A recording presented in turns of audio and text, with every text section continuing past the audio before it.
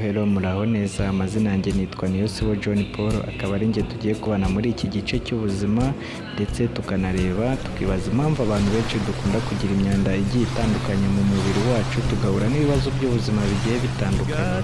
Ese biterwa n'iki? Ese biravurwa koko bigakira? Reka abe ari byo duhereza akanya gatoya turebe ko hari icyo byafasha abantu ku bijyanye Vuga n'ubuzima. ko zabagiriye akamaro kuko ngo zabakijije Ese koko indwara izi nyinshi, product hari ariko icyo cyane cyane zadufasha? indwara zitandura ari naho bahera bashishikariza n'abandi banyarwanda, ariko by'umwihariko abageze mu zabukuru gukoresha inyunganiramirire.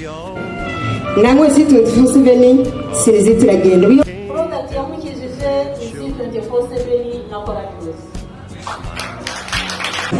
ndabimubwira mugurira kofi arambwira mama warakoze wanyubakiye urugo.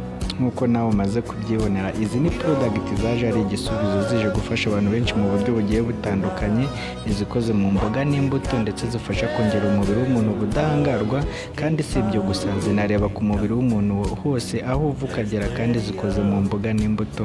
Mbaza nawe uko wazibona maze nzikugezeho guhera nonaha, nawe ugire ubuzima bwiza. Murakoze cyane kubana nanjye.